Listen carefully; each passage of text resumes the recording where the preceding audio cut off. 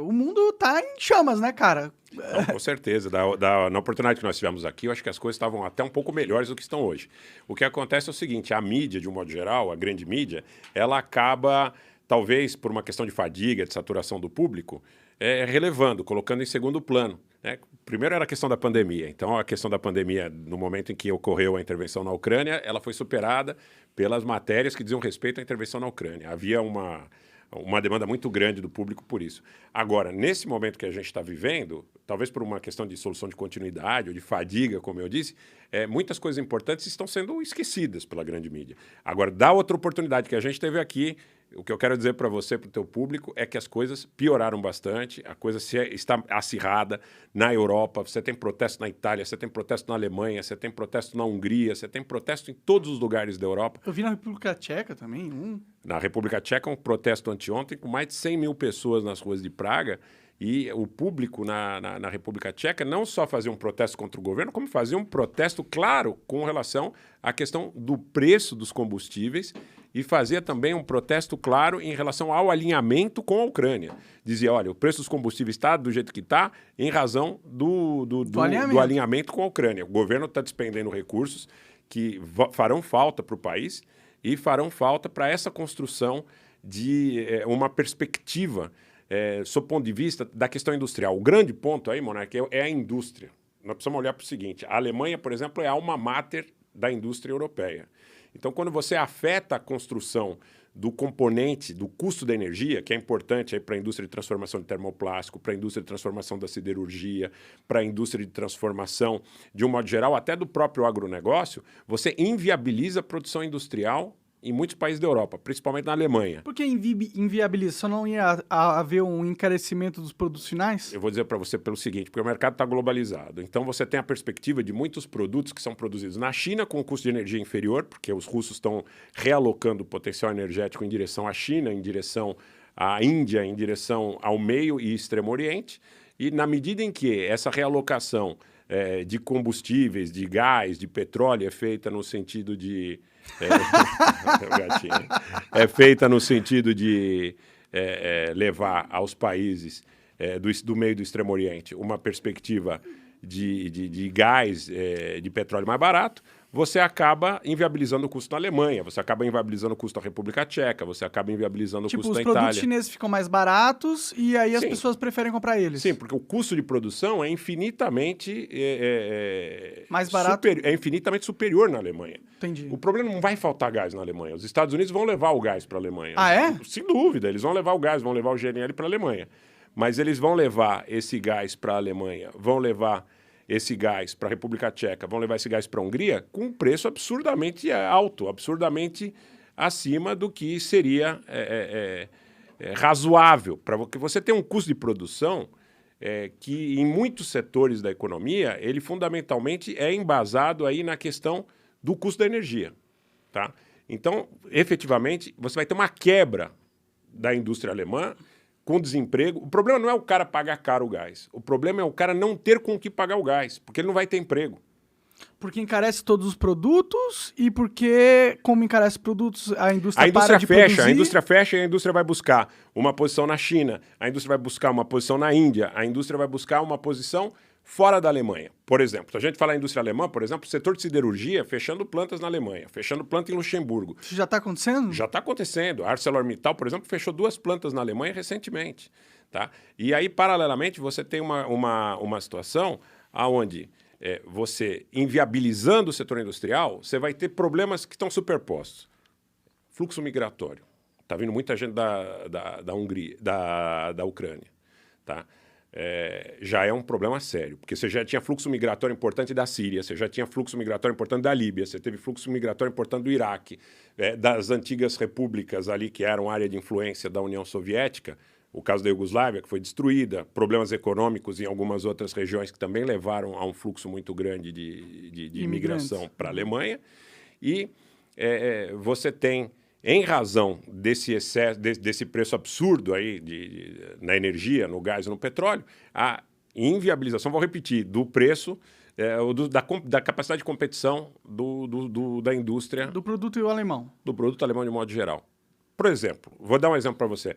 Injeção, extrusão Sopro, tá?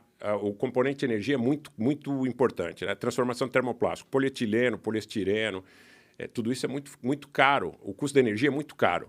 Então, você acaba fechando a indústria. Fechando a indústria, você vai fazer com que o cidadão perca o emprego, você vai fazer com que a Seguridade Social tenha que fazer aportes importantes. Essa Seguridade Social, uma hora ela quebra. Lá o welfare state é gigantesco, né? Não, o welfare state foi muito grande no período posterior à Segunda Guerra Mundial. Então, você tem um decréscimo na medida em que você tem um envelhecimento da população, porque o welfare state ele é baseado numa situação de reciprocidade. Quer dizer, os mais velhos acabam sendo cuidados pelos que estão na ativa no mercado de trabalho. Mas eles também têm, tipo, bolsa de estudante, os estudantes ganham... Perfeito, eles têm tudo isso. Mas para tudo isso acontecer, eles precisam ter geração de riqueza. Sim. E para ter geração de riqueza, ele precisa ter uma indústria que está funcionando. E se essa indústria começa a ter problema, começa a ter percalço em função da restrição... repito, o pessoal está falando, General Inverno. Eu não acredito nisso, eu não acredito no General Inverno. Eu acredito, sim, que exista uma possibilidade muito real e concreta de que nós tenhamos aí um preço tal no gás, por exemplo, no GNL que vem dos Estados Unidos, que não serve. Não adianta, você vai ter um produto que é tão caro que não serve.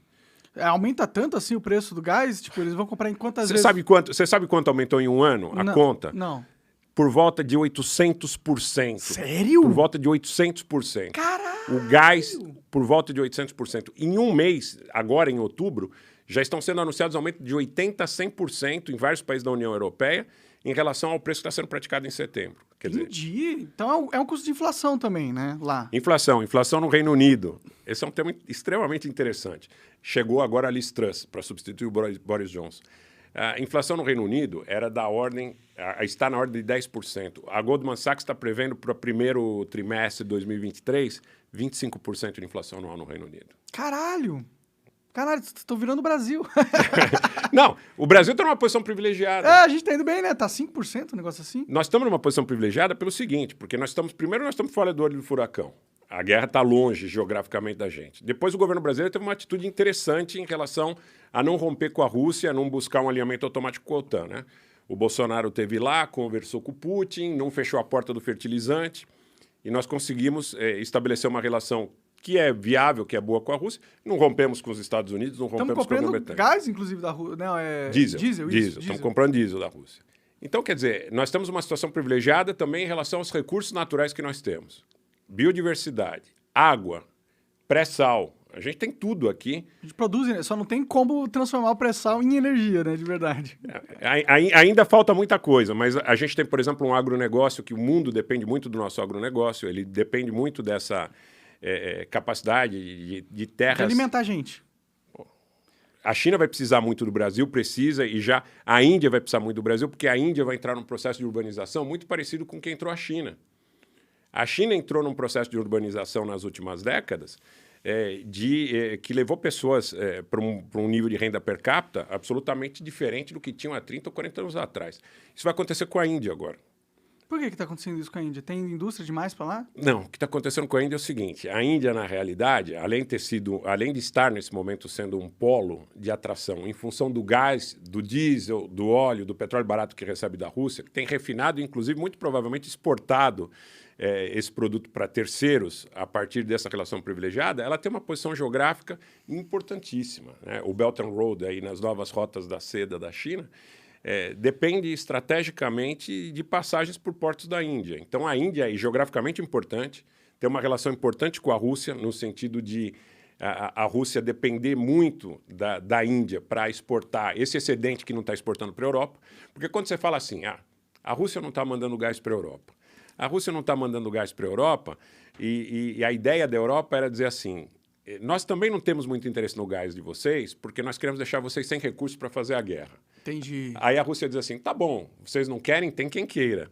Então, tem quem queira quem é? A Índia, a China, a Turquia, países satélites da área de influência desse país, no meio e no Extremo Oriente. Então, a Índia vai fazer um processo de inclusão, vamos chamar assim, da população que está privada aí de bens de consumo básicos, muito importante. A nível de população, já está passando numericamente a China. E a nível de economia, estima-se que para 2040 deva ser, dentre as 3 maiores economias, alguns prognósticos dizem que a maior economia do mundo será a economia da Índia em 2040. Não é da China? Por causa das pessoas, da população. Meio que Da população e da inclusão.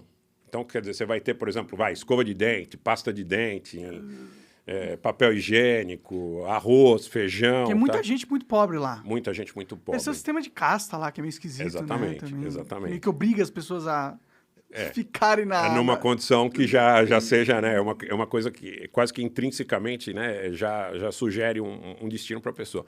Mas isso deve mudar também, porque culturalmente, gradativamente, as transformações são feitas na medida em que você tem um processo de urbanização. É porque eu não